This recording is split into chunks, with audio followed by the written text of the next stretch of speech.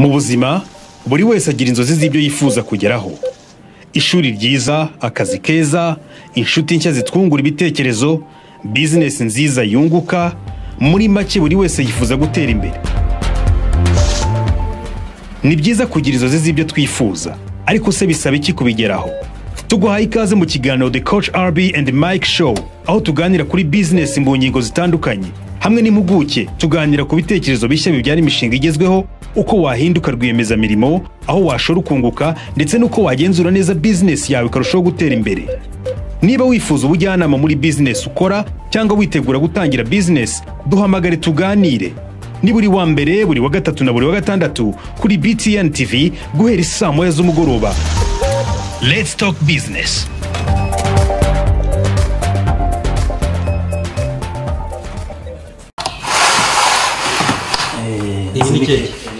Serino Limited cyangwa se Serie d'Innovation, ibi bisobanuye umudugudu w'udushya, umushinga bwite w'umusore w'ingaragu Nshimiyimana François, hamwe no guhanga udushya yemeza ko yivanye ku busa akigeza ku mutungo ugaragara.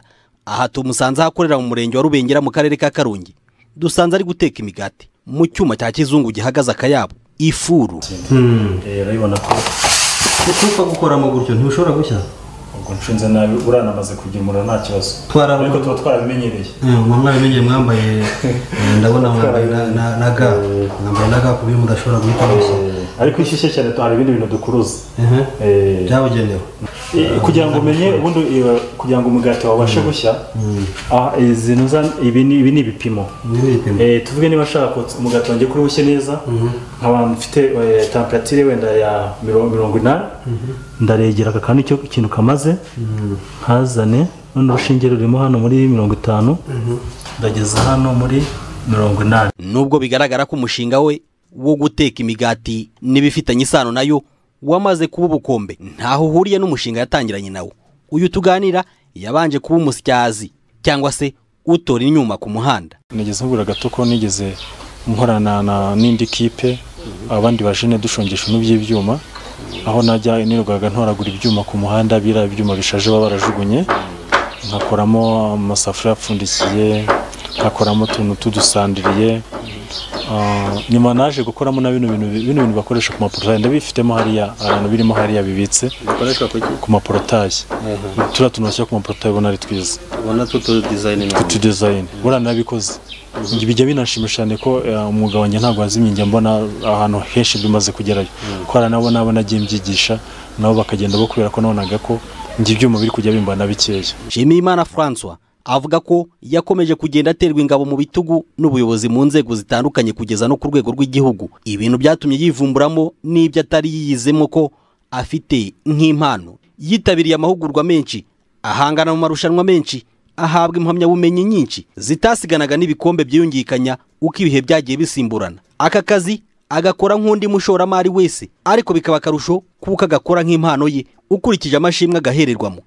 Ibise hari aho bihuriye n'amashuri yize. Nje ntago mfite amashuri menshi, ariko none maze kugira menshi. Urumva ikibi kugaragaza bira bikombe nahawe, bira ntago wabibona udafite amashuri neza. Amashuri 3 yisumbuye ntago ari cyera cyangwa urumva ntaragira section, sinagira ubushobozi gukomeza kwiga. Ariko no mwanya umujyana nyirizina kwigiraho ibikorwa biri. Ariko mu ishuri nageragezaga ibintu byinshi cyane bigiye bitandukanye. Niyo ndebe ikimonyo kigenda nge kiranyigisha. Ni nk'isomo urushishi narwo ruranyigisha. François Nshimiyimana avuga ko akoresha abantu bagera kuri 7 ahemba neza. Yemeza ko umushinga we umaze kugera kuri miliyoni 16 z'amanyarwanda mu gihe yatangije atagera ku bihumbi 50. Uyu musore amaze kwiyubakira inzu ya miliyoni 6 nk'uko bitangaza, ategereje no kurongora bikesha uyu mushinga yihangiye. Hari inama agira bize bakigundagurana n'ubushomeri. Hari ibyo bize. Muri ibyo bize rero, niba ngewe ndimo nkora biscuit, nabo bakabarize ibintu bijyana no gutransforma, nibakora amafu nanjye ngore y'amafu yabo. Akazi kabo kaza bakabonetse. Bishaye kuvuga ngo rero abo ni amahirwe bo n'abashomeri ko barize ubwo bumenyi bwabo rero. Ariko none maze kugira menshi, urumva ikibikugaragariza biriya bikombe nahawe biriya ntabwo wabibona udafite amashuri neza, amashuri 3 yisumbuye, ntabwo ari kera cyane. Urumva ntaragira section, sinagira ubushobozi bwo gukomeza kwiga, ariko no mwanya umujyana nyirizina kwigiraho ibikorwa biri. Ariko mu ishuri nageragezaga ibintu byinshi cyane bigiye bitandukanye. Niyo ndebe ikimonyo kigenda njye kiranyigisha, ni nk'isomo, urushishi narwo ruranyigisha. François Nshimiyimana avuga ko akoresha abantu bagera kuri 7 ahemba neza. Yemeza ko umushinga we umaze kugera kuri miliyoni 16 z'amanyarwanda mu gihe yatangije atagera ku bihumbi 50. Uyu musore amaze kwiyubakira inzu ya miliyoni 6 nk'uko bitangaza, ategereje no kurongora bikesha uyu mushinga yihangiye. Hari inama agira bize bakigundagurana n'ubushomeri.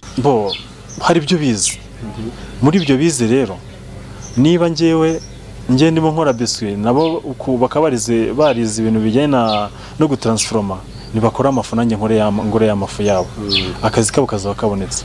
Bishaka kuvuga ngo rero abo ni amahirwe bo n'abashomeri ko barize, ubwo bumenyi bwabo rero ntabwo ari ubusa, nibwo bagomba kubyaza. Niba njye nkora ibi ngibi ntaragize amahirwe yo gukomeza ngo ngere mbe licencié, bo bazakora ibirenzeho. Kuri uyu musore Nshimiyimana ubarirwa mu mabillionaire, ni amahirwe yagize mu ruhare ubwe, kandi hari n'abandi nkawe mu Rwanda bagenda bubaka icyizere cy'ubuzima bwabo bw'ahazaza.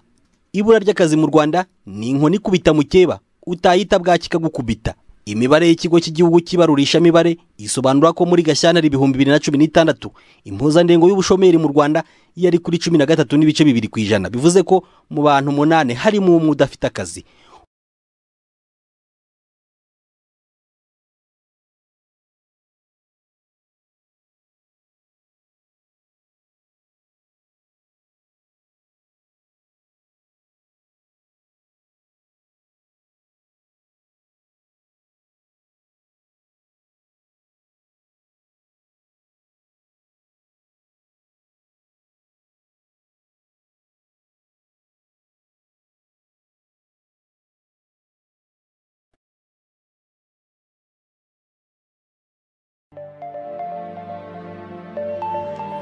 Mu buzima buri wese agira inzozi z'ibyo yifuza kugeraho. Ishuri ryiza, akazi keza, inshuti nshya zitwungura ibitekerezo, business nziza yunguka, muri make buri wese yifuza gutera imbere. Ni byiza kugira inzozi z'ibyo twifuza, ariko se bisaba iki kubigeraho? Tuguhaye ikaze mu kiganiro The Coach RB and Mike Show, aho tuganira kuri business mu ngingo zitandukanye. Hamwe n'impuguke tuganira ku bitekerezo bishya bibyara imishinga igezweho, uko wahinduka rwiyemezamirimo, aho washora ukunguka, ndetse n'uko wagenzura neza business yawe ikarushaho gutera imbere. Niba wifuza ibyo yifuza kugeraho, ishuri ryiza, akazi keza, inshuti nshya zitwungura ibitekerezo, business nziza yunguka, muri make buri wese yifuza gutera imbere. Ni byiza kugira inzozi z'ibyo twifuza, ariko se bisaba iki kubigeraho? Tuguhaye ikaze mu kiganiro The Coach RB and Mike Show, aho tuganira kuri business mu ngingo zitandukanye.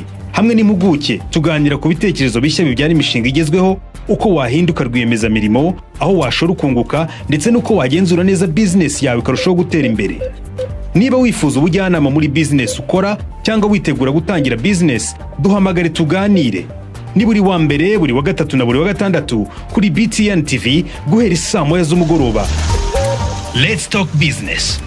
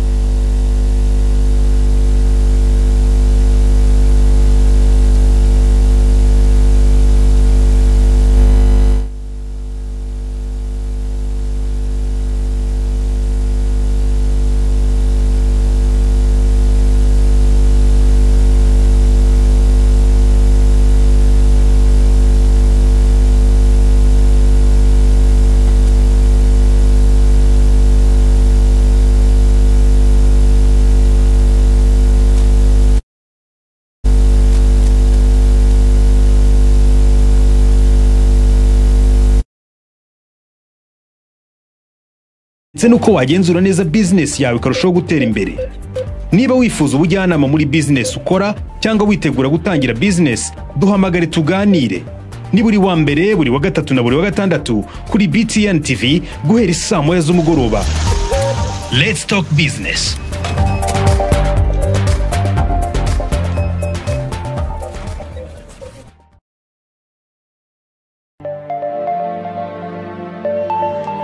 Mu buzima, buri wese agira inzozi z'ibyo yifuza kugeraho.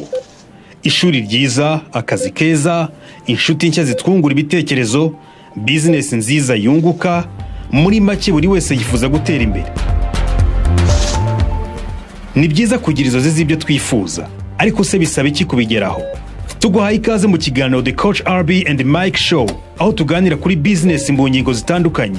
Hamwe n'impuguke tuganira ku bitekerezo bishya bibyara imishinga igezweho, uko wahinduka rwiyemezamirimo, aho washora ukunguka, ndetse n'uko wagenzura neza business yawe ikarushaho gutera imbere.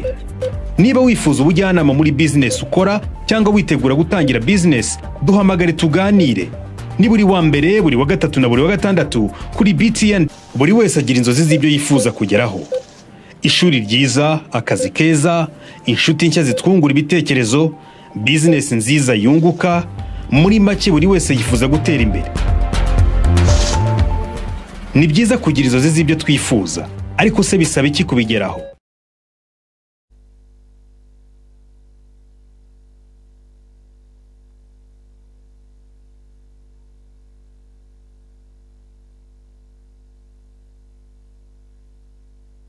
Tuguhaye ikaze mu kiganiro The Coach RB and Mike Show, aho tuganira kuri business mu ngingo zitandukanye.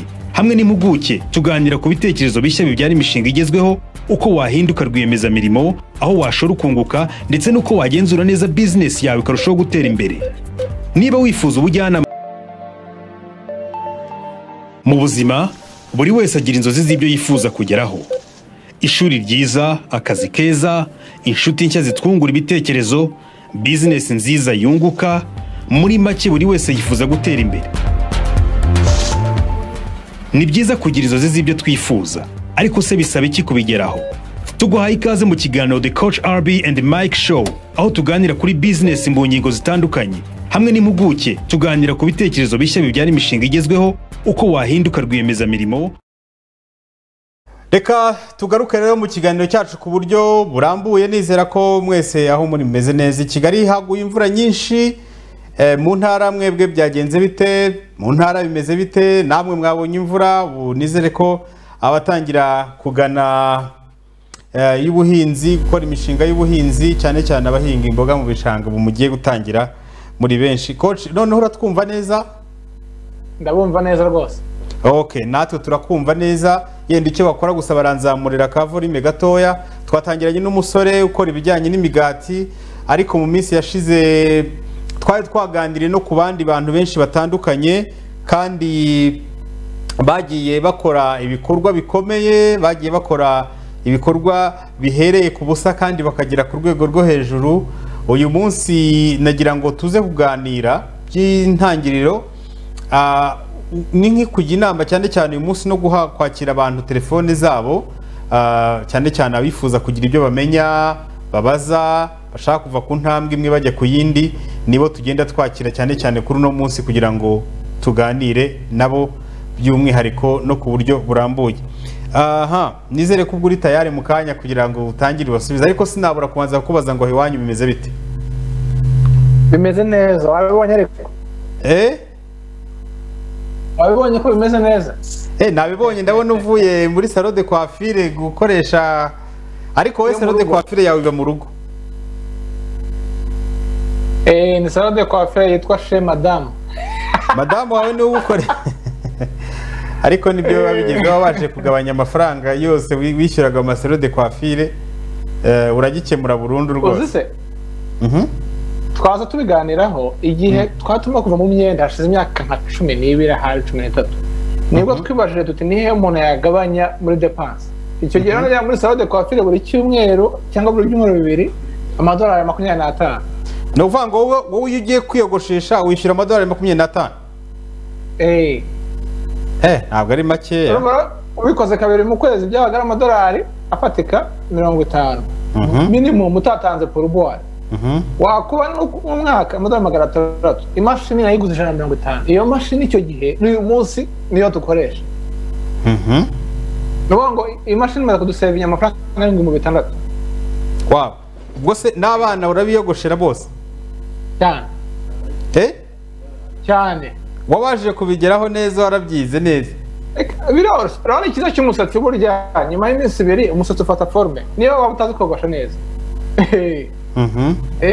umunsi wa mbere n'ubugoye ariko na madamu yarabimenye twese turabikora biroroshye wow kuva madamu yarabaje gukogosha bigakunda ni byiza abantu mudukurikiye hari abantu badukurikiye bashobora kuvuga bati uyu mugabo ko numva akazi ko kubukwaferi muri ibyo bihugu gakomeye mukanya nahoze ndeba inkuru imwe kuri BBC ushatse wanashyiraho ugakora sharing ukareba hari umugabo w'umurundi yabaye impunzi mu bihugu byinshi bya Afurika arangije ubu ngubu ari muri Amerika yigisha akazi ko kogosha yigisha akazi ko kogosha muri kaminuza yo muri Leta Zunze Ubumwe za Amerika wandike BBC gahuza turaza kubona iyo nkuru dushaka kureba iyo nkuru yenda urayibona y'umugabo w'umurundi usigaye yigisha nuza kuyibona ureba hagana hasi ndaza kuyibona nyikwereke cyangwa dushyire twandike muri Google twandike yigisha kogosha muri Amerika tuyibona twigishe n'abantu nguyu kandi ngiyo hasi oya nayibonye manura aha uyu munsi ndashaka kubereka inkuru ebyiri ziri hano sebwe ntiwihuza cyane hari uyu nguyu wa mbere nguyu hano uyu mugabo ubu yigisha kogosha muri Leta Zunze Ubumwe za Amerika muri kaminuza yitwa John Nahimana yahoze ari umwogoshi mu nkambi y'impunzi arangije ava mu nkambi y'impunzi agenda azenguruka ibihugu byinshi bitandukanye nk'uko muri kureba iyi inkuru ubu ngubu ni umugabo wigisha kogosha muri Leta Zunze Ubumwe za Amerika ushatse subira hejuru gato mbanze nsubeme inkuru ye kugira ngo abantu bayisome barebe uyu mugabo manuka gato muramubona hano arimo arogosha muri salon de coiffure mwumvise muri Canada kogosha na $25 byibura agiye kandi ubwo ni bigenda bitandukana hamwe na hamwe ubu rero yigisha isomo ryo kogosha imisatsi nkuko muri gusoma uretse uri muri huta cyane ariko urabona ko yatangiye yari iwabo mu Burundi arahunga ajya muri Tanzania avuye muri Tanzania aza gukomeza ahungira mu bindi bihugu nka Malawi ajya muri Mozambique ajya muri Zimbabwe ajya muri Afurika yose aho hose yakoraga akazi ko kogosha nyuma rero aza kugira amahirwe yandi nawe akomeza ajya muri Leta Zunze Ubumwe za Amerika akomeza gukora muri salo ubu ngubu yatangiye no gukora akazi ko kwigisha muri Amerika ariko yatanze ubuhamya nk'umuza kwisomera inkuru akigera muri Amerika ntibyamworoheye cyane kubona akazi ko kogosha nubwo yarabizi byamusabye kubanza kongera kwiga kugira ngo yogoshe imisatsi y'abazungu n'amastire abogoshamo murumvikana bibonera impamya certificate ubu rero ajya kwiga arigisha muri kaminuza ya Idaho ariko ajya no kwigisha muri kaminuza zahitwa Denver na Colorado so murabona uyu mugabo amaze kubona ibikombe 2 yahawe na leta bamwe ya Idaho nk'umwe muri bakimyozi kandi ubu ngubu usigaye wifitiye saro ye ariko unafasha kwigisha abandi akanigisha urubyiruko rukiri rutoya murumva rero ko nta kazi na gato mukwiye gusuzugura ejo bundi naganiraga n'umukwaferi hano mu Rwanda ambwira ko bari mu iyo recruitment zabo zageze nabo babona amakashi menshi aho ngaho iwanyu urumva ko nta mwuga n'umwe umuntu udashobora kumugeza ku kintu runaka hano rero abantu benshi ntibiga kogosha no mu mashuri cyangwa ngo babigire urupapuro wenda benshi n'ubumenyi bagenda babona ariko urabona ko nabyo bishoboka ushobora kubibonera certificate aha ngaho uburyo babigenza benshi umwogosha ufite certificate kuko bisaba certificate afungura salo agakodesha intebe ku cyumweru akajya akodesha intebe ku cyumweru niba ushaka kuza kogosha muri salo ye ukodesha intebe ku cyumweru mukumvikana amafaranga runaka wenda ni amafaranga 10,000 by'amanyarwanda buri cyumweru uzatanga kuri ya ntebe noneho buri cyumweru wakinjiza 5 wakinjiza 100 wowe urishyura ibyo 10,000 wowe urishyura akureba sinzi niba connection yawe turi gukonekta neza ariko ndabona noneho wagarutse. Ubwo no kuvuga ngo urakodesha intebe ku cyumweru wahomba nakazi kawe upfa kuba wifitiye abakiriya bawe gusa. None buri munsi akagenda yubaka abakiriya be.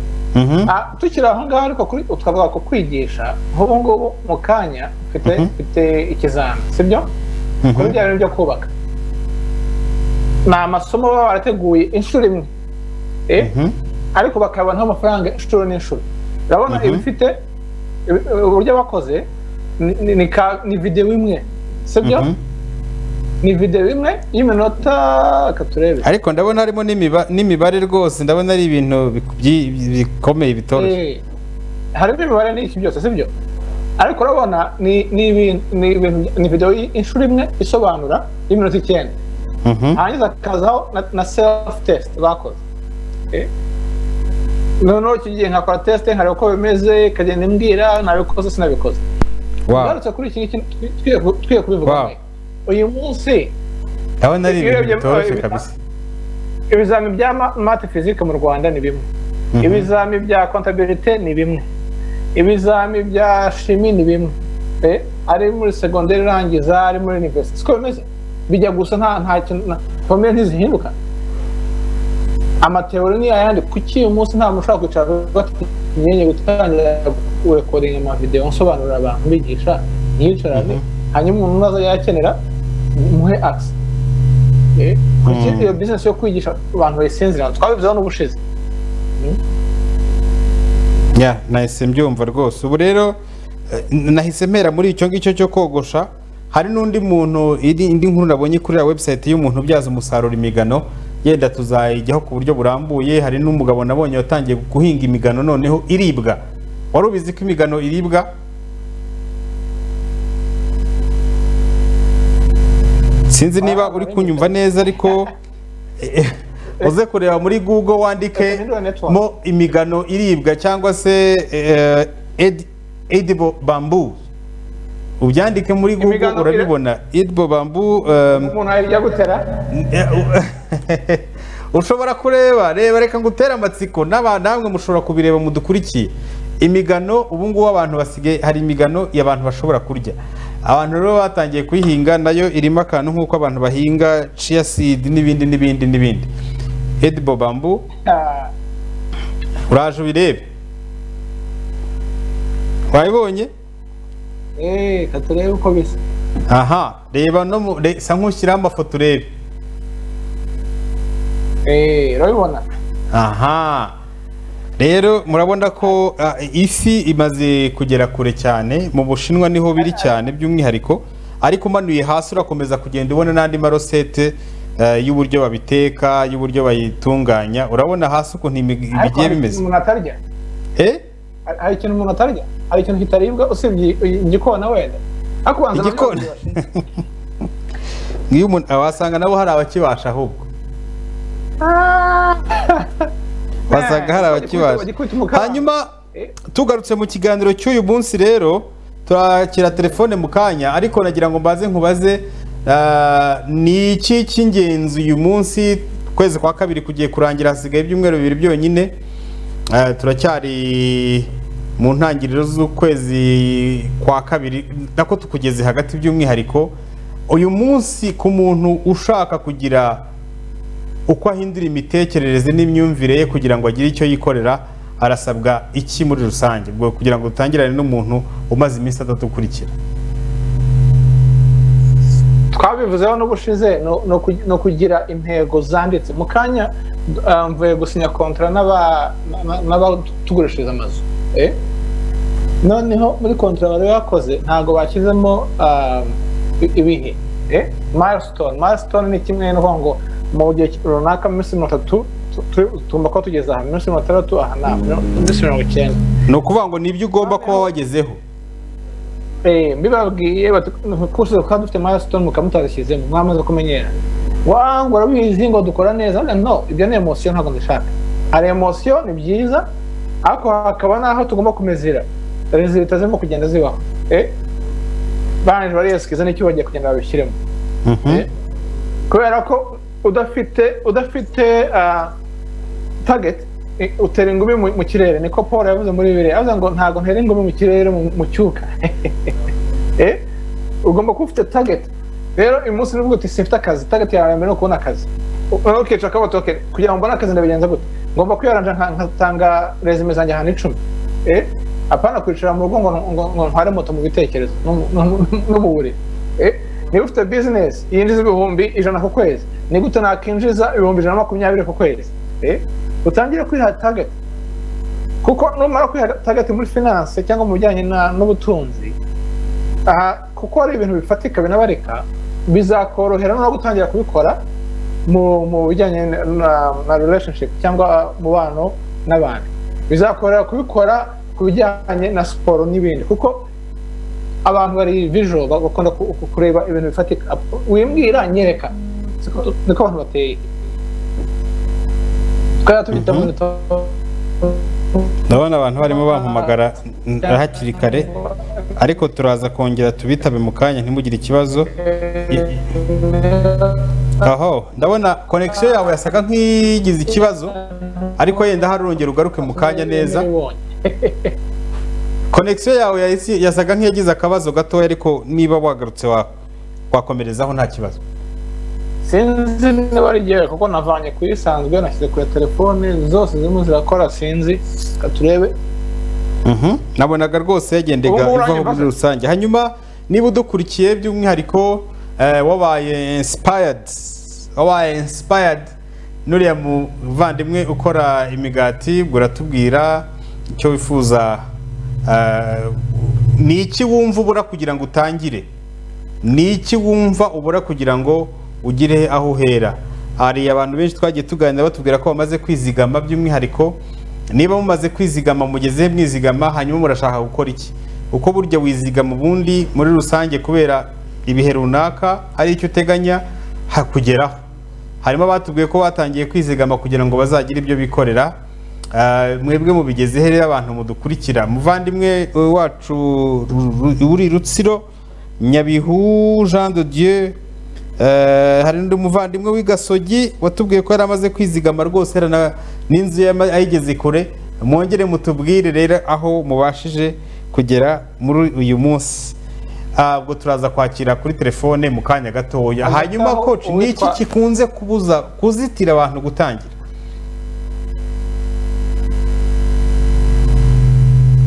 Sinzi niba uri kunyumva neza, nagira ngo cyangwa se ikibazo cyanjye niba wacyumvise, ni iki gikunze kuzitira abantu gutangira kugira ngo badatinyuka? Ni iki gikunze kubazitira muri rusange?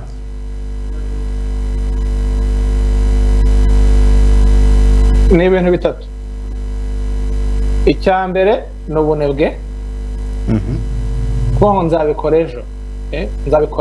Twavuga uyu munsi ngo iyi ntego ko nzatangira kubyandika ejo hahora ejo. Icyo ni ikibazo cya mbere. Icya kabiri ni ukutamenya aho uhera, niyo mpamvu dufite iki kiganiro. Icya gatatu ni ukubura umuntu ugupushinga. Urumva wamenye uko bikorwa, ntabwo ufite ubunebwe, ariko ufite n'umuntu tuba accountable, umuntu ugufata kayita mu Kinyarwanda, umuntu ubwira uti ngiye kwemeza gukora ABCD. Niyo mpamvu umuntu washatse ufite urugo atera imbere vuba, ni uko afite umufasha. Rero niba useri bateye, shaka mugenzi wawe, yaba ari inshuti, yaba ari umuvindimwe, yaba ari ubwo dore intego zanjye mfite nizi, uzimwereke n'ubwo buri cyumweru twatubiganira ukambaza aho ngeze, cyangwa buri kwezi. Icyo nicyo kizagufasha, right?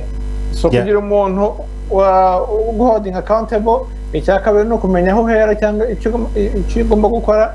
Icya gatatu ni ukureka ubunebwe.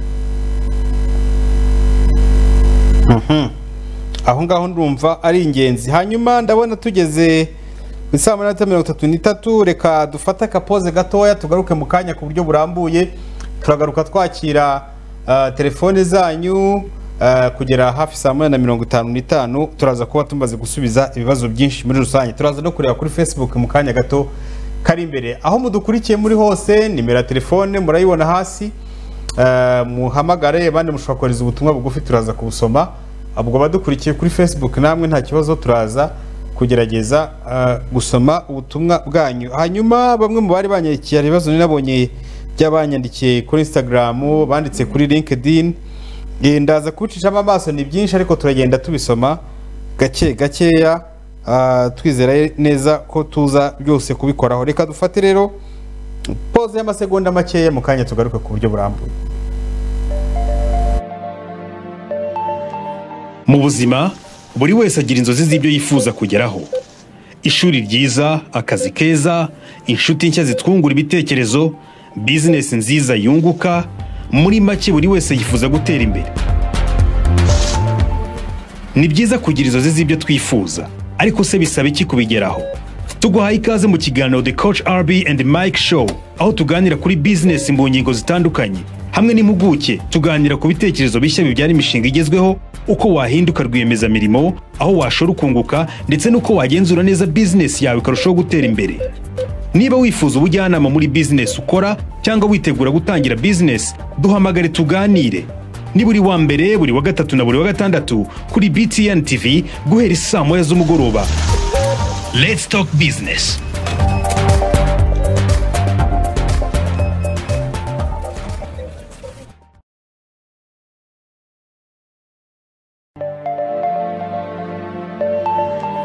Mu buzima buri wese agira inzozi z'ibyo yifuza kugeraho ishuri ryiza akazi keza inshuti nshya zitwungura ibitekerezo business nziza yunguka muri make buri wese yifuza gutera imbere ni byiza kugira inzozi z'ibyo twifuza ariko se bisaba iki kubigeraho tuguhaye ikaze mu kiganiro The Coach RB and Mike Show aho tuganira kuri business mu ngingo zitandukanye hamwe n'impuguke tuganira ku bitekerezo bishya bibyara imishinga igezweho uko wahinduka rwiyemezamirimo aho washora ukunguka ndetse n'uko wagenzura neza business yawe ikarushaho gutera imbere niba wifuza ubujyanama muri business ukora cyangwa witegura gutangira business duhamagare tuganire ni buri wa mbere buri wa gatatu na buri wa gatandatu kuri BTN TV guhera saa moya z'umugoroba. Let's talk business.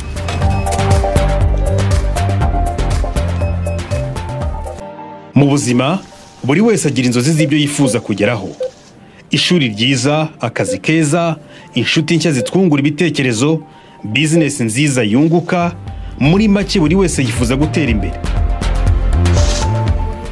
ni byiza kugira inzozi z'ibyo twifuza ariko se bisaba iki kubigeraho tuguhaye ikaze mu kiganiro The Coach RB and Mike Show reka tugaruke rero nizera ko mwese mumeze neza reka mpere by'umwihariko ku butumwa bw'abavandimwe bagiye bandika hano ari kuri Instagram ari no kuri Facebook by'umwihariko reka mpere nka kuri Instagram by'umwihariko mpere ku butumwa bw'uwitwa Uwimana Jean Claude ati maze igihe kinini nkurikira ikiganiro cyanyu ariko ndasaba coach azatuganirize ku bijyanye no gukora CV kuko mwigeze kubivugaho mu mpera z'ukwezi kwa 11 muvuga ko muzongera mukabigarukaho ku buryo burambuye ariko musahari nkaho mwabyibagiwe mukomereze aho ngaho urakoze cyane Uwimana Jean Claude narimo kutwibutsa aha hanyuma hari n'uwitwa Innocent nawe ati ndabashimira aha okay tubanze dusubize ikibazo cya mbere tuzabikoraho ryari kereka nitubikora kuwa gatandatu se kuwa gatandatu ariko kuwa gatandatu birashoboka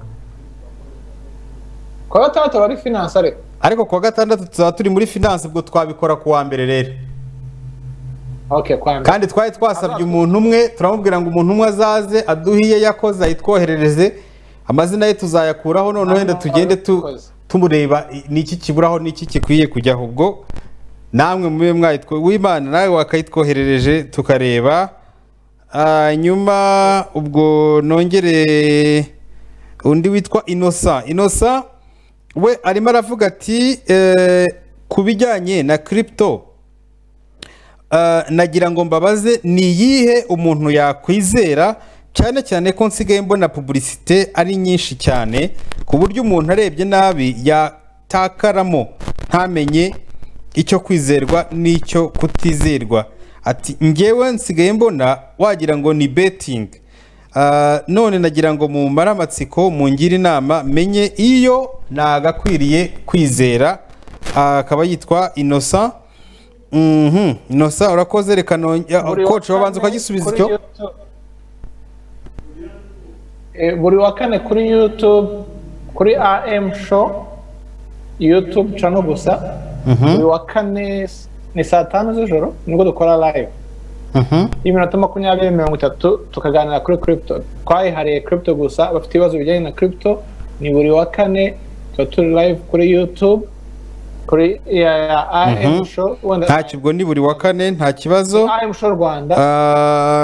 Ngo ndashimira na Tuyisenge by'umwihariko Emi Tuyisenge, nawe ndamushimiye cyane.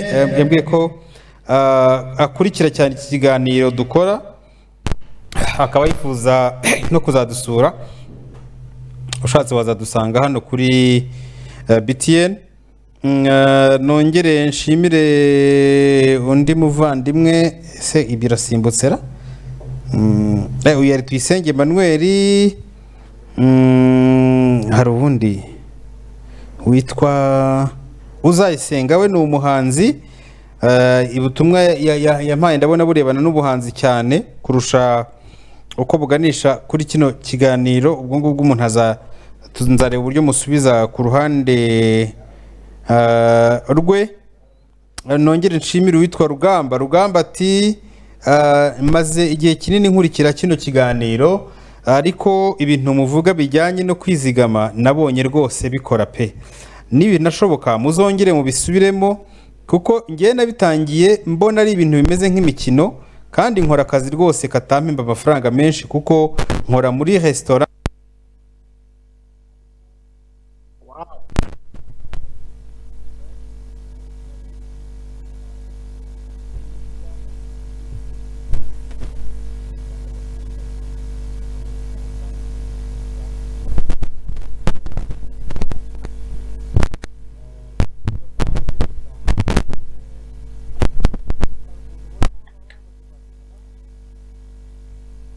Witwa God niyigena aravuga ngo hello, vraiment iki kiganiro cyaziye igihe, suhuriza coach nagusuje cyane. Aimable Art aravuga ati hello, ndabasuje cyane.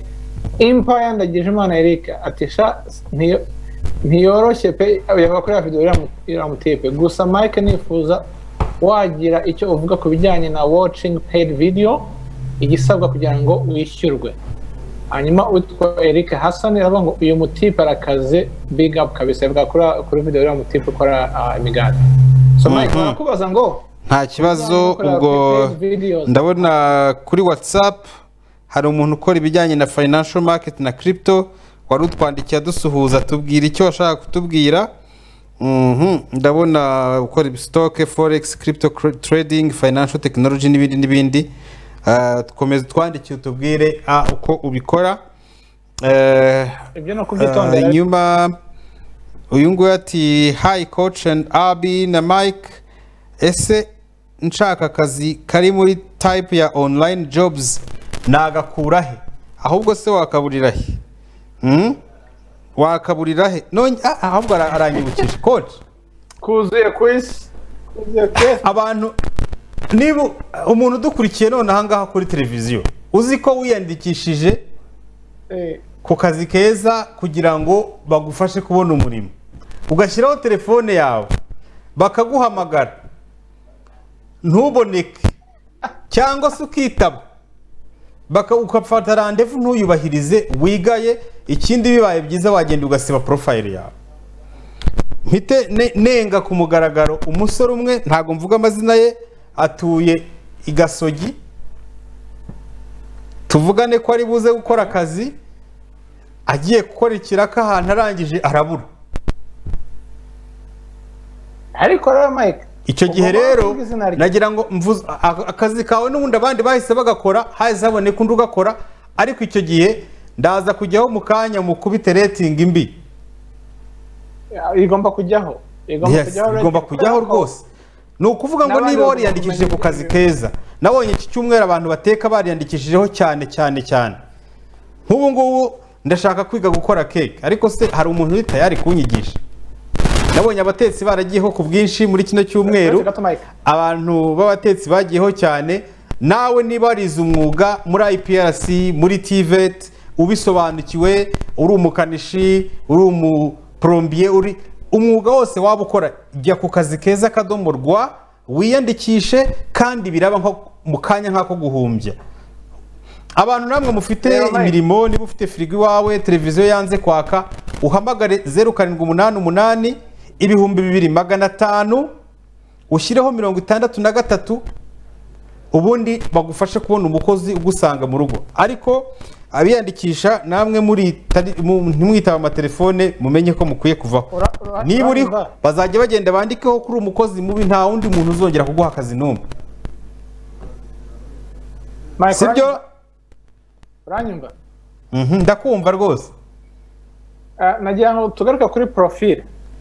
Uyu muntu profile yakoze neza ibintu byinshi, amatelefone, akazi, yanditseho ko afite diagnose. Ibyo ashatse yabishyira mu Kinyarwanda kuko benshi bazakurikirana n'Abanyarwanda, right? Nicyo namugira inama, yabikoze neza, gusa abishyira mu Kinyarwanda byafasha. Hanyuma n'ifoto akayishyiraho neza igaragara, kuko ifoto ntabwo igaragara. Ashyireho ifoto agaragara neza. Yabikoze neza, urabona ko yabigerageje. Nubwo ashyize ifoto y'umwana ntabwo ari sawa. Yakoze ko afite bachelor's degree muri computer engineering, ariko ifoto iriho umwana, ashatse yayikura agashyira ifoto ye wenyine, byaba byiza kurusha. Ibintu bito nk'ibi ngibi birafasha cyane. Nibwo umuntu amenya ko uri serious mu kazi. Nk'ubu yashyizeho ifoto ari kuri telefone. I mean, turaza gutangira kubakuraho ahubwo mu minsi iri imbere. Ngira ngo ibyo ngibyo icyumweru gitaha niko kazi tuzakora, twigisha abantu gusa. Tuzigisha ibya CV, kuko bizaba bijuwa nabyo ku buryo umuntu ashyira CV hano. Tubigisha abantu uburyo mukwiye gukanguka. Abantu barimo baratanga akazi. Abantu bafite robine zapfuye mu ngo, bafite amatara yapfuye, ibirahure byametse, inzugi, abantu imodoka zirabashyuhiraho ku mihanda, barimo barahamagara abantu ba mbere batangiye kubona akazi. Wowe bakaguhamagara ukanemera rendezvous, ariko warangiza ntuzi. Akazi karahari, ikibazo ahubwo ni uburyo bwo kugakora ku bantu bize imyuga cyane cyane by'umwihariko. Allo, makuru yawe? Wakongera ijwi se? Ongera ijwi. Witwa nde? Witwa Sandrina. Sandrina, urahagana he? Muhanga. Tugufasha iki Sandrine? Ikibazo cy'indwara y'uruhu. Indwara y'uruhu rero, kino kiganiro ubwo ngubwo uzahamagare mu kiganiro cya Sandrine azagufasha, sibyo? Ejo ku mugoroba guhera saa 10 azagufasha, nta kibazo rwose. Ariko nanone bibaye byiza wajya kwa muganga ukwegereye, bagufasha kurushaho. Mutoni, nawe turagusuhuje cyane, ndabona nawe waturamukije, twereka ko ukurikiye iki kiganiro cyacu. Komereza aho wari ugeze. Eric ngo ntumugendane, ariko ngo Eric ntumugendane ku bijyanye n'uburyo umuntu yishyurwa yarebye ama video, watching paid videos. Nuko umuntu yishyurwa kuri za video, urabona za business zo kurema video, hanyuma bakakwishyurira. Biri ureba video online za promo, hanyuma bakakwishyura. Zino za promo, ni pay per click. Ubwo ni bijyanye na pay per click, turabigarukaho mu kanya gatoya. Allo? Oui. Amakuru yawe? Urahagana he? Nerure Kicukiro. Banyita Vanessa. Yego Vanessa. Nashaka kubabaza.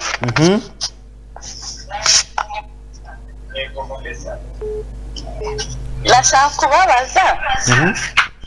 Hari ibintu muvuze ku bijyanye n'akazi. Ugabanye volume ya televiziyo yawe, ariko kugira ngo twumvikane. Gabanya volume televiziyo. Ubwo nabivuye iruhande.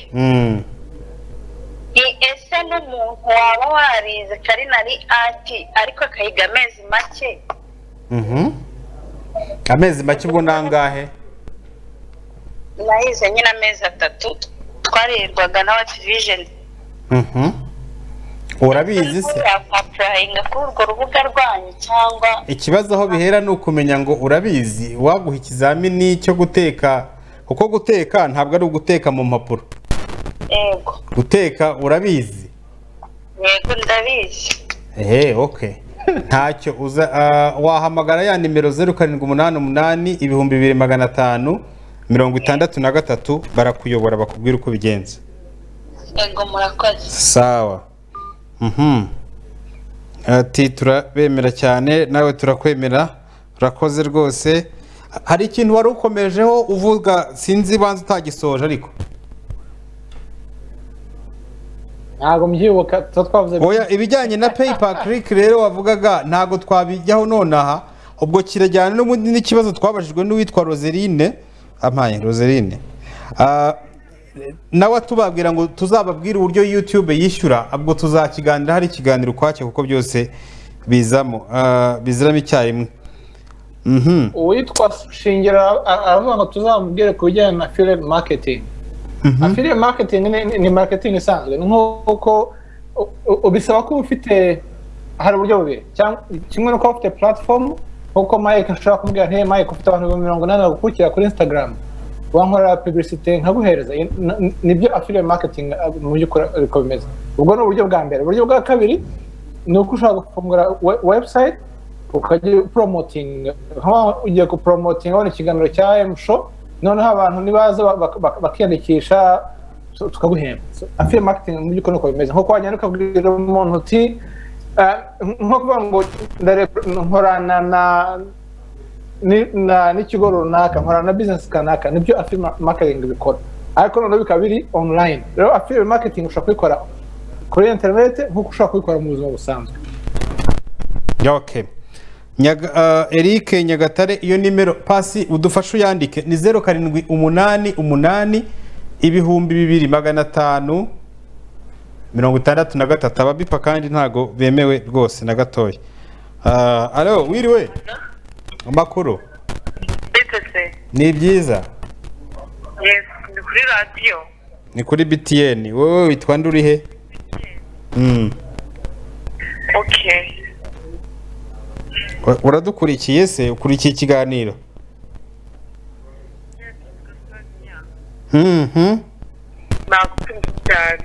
Yego Sonia amakuru hari ikibazo ushaka kubaza? Nakindi nuko nagukunze. Urakoze cyane natwe turakukunze rwose kuba uhamagaye ukadusuhuza.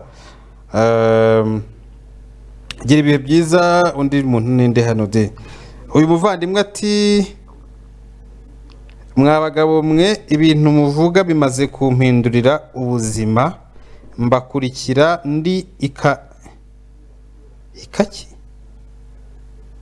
Gose si Karongi hari ni Karongi nuko yibeshya kandi Kabongi ni Karongi ibintu muvuga bimaze kumpindurira ubuzima ngewe nkora akazi ko gucuruza imyaka mu isoko umugore wanjye nawe agakora isuku kwa muganga natangiye nkurikira ikiganiro ngenyine ariko ubu nawe nsigaye mubwira tugakurikira kandi rwose bimaze kudufasha pe mukomerezaho acuruza iki mu isoko ni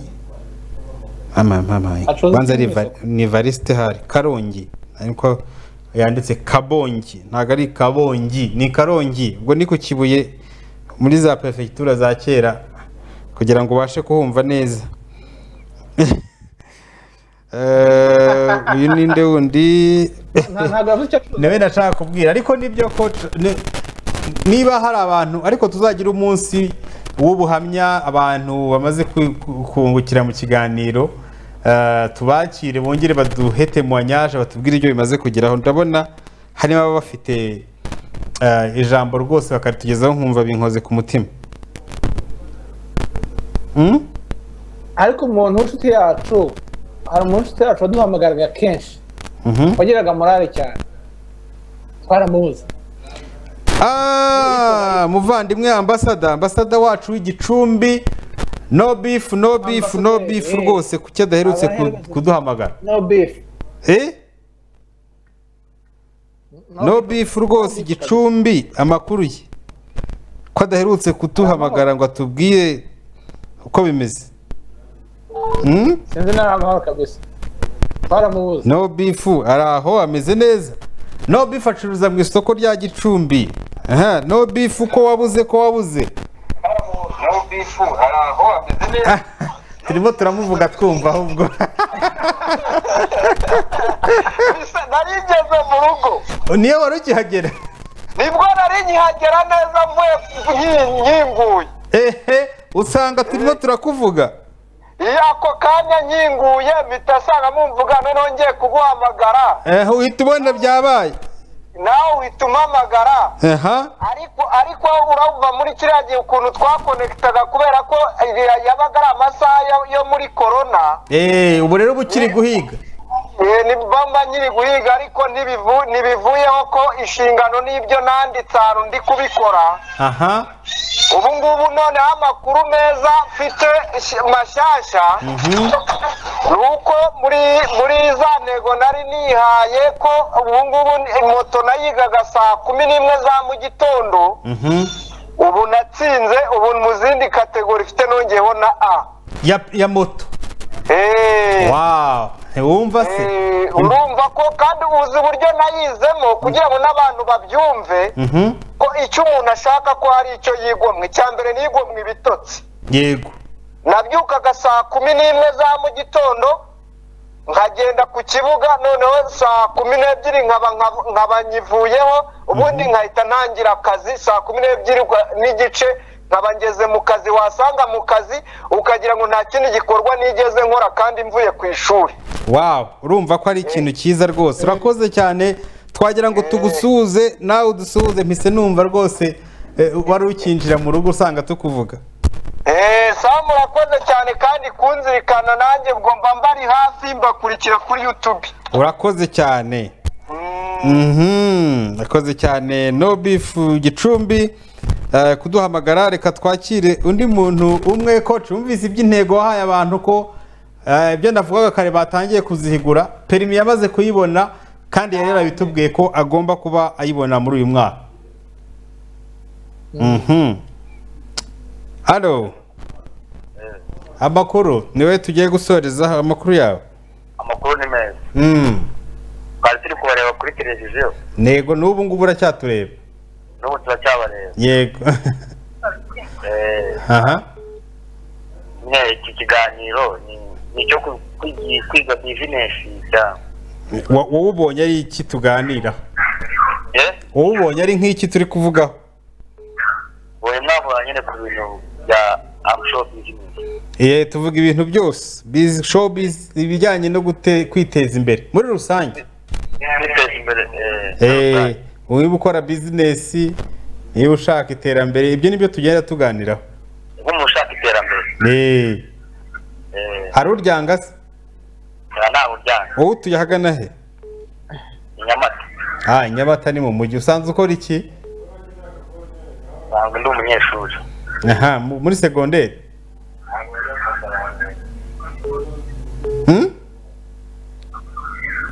Hello? Muri kaminuza. Muri kaminuza. Rero wowe urumva ko nawe uri mu bantu barebwa n'iki kiganiro gikurikira cyane, sibyo? Okay, urakoze. Reka tunasoreze hano. Abandi mwese mushaka, ndabona abantu bagihamagara ari benshi. Abandi bose mushaka guhamagara mushobora kutwandikira kuri Instagram, nitwa Mike Karangwa. Unyandikira igihe cyose rwose tuzabasubiza. Ushaka kunyandikira kuri Facebook nuko, niba ukoresha na Twitter nuko. Hanyuma Coach Albi nawe kuri Facebook ushobora kumwandikira cyangwa no kuri Instagram nawe wamwandikira kugira ngo ibindi byose dukomeze tubiganirira. Ubundi ikindi kiganiro tuzagikora kuwa gatandatu ariko tuzaba tuganira ku bijyanye, ndumva tuzasoza ibijyanye no kuva mu myenda kuko hari ibyo tutasoje, numva ari byo tuzasoza byo kuva mu myenda n'ibina byiza. Tuzaba dufite umwe mu bantu bavuye mu myenda bakabigeraho, atari coach wabituganirije ibye mbere, adushakira undi muntu uzaduha iyo testimony. So murakoze rero coach, wakoze. Ndabizi mu kanya ufite ikizamini, reka nkureke wihuta ujye gukora ikizamini. Usigaje iminota nk'ibiri kugira ngo ukinjiremo, ubwo ngubwo turaza gusubira. Sawa murakoze. Yes, urakoze cyane. Namwe rero mwari mudukurikiye mukomeze kugira ibihe byiza aho bitagenze neza mwihangane hari igihe amajwi atigeze agenda neza ariko ubwo tuzabikosora ubutaha. Mukomeze kunogerwa na programme za BTN. Ibindi naho ubutaha. Nari Mike Karango. Bye. Ciao. Mu buzima buri wese agira inzozi z'ibyo yifuza kugeraho. Ishuri ryiza, akazi keza, inshuti nshya zitwungura ibitekerezo, business nziza yunguka, muri make buri wese yifuza gutera imbere. Ni byiza kugira inzozi z'ibyo twifuza, ariko se bisaba iki kubigeraho? Tuguhaye ikaze mu kiganiro The Coach RB and Mike Show, aho tuganira kuri business mu ngingo zitandukanye. Hamwe n'impuguke tuganira ku bitekerezo bishya bibyara imishinga igezweho, uko wahinduka rwiyemezamirimo, aho washora ukunguka, ndetse n'uko wagenzura neza business yawe ikarushaho gutera imbere. Niba wifuza ubujyanama muri business ukora cyangwa witegura gutangira business, duhamagare tuganire. Ni buri wa mbere, buri wa gatatu na buri wa gatandatu kuri BTN TV guhera saa moya z'umugoroba. Let's talk business.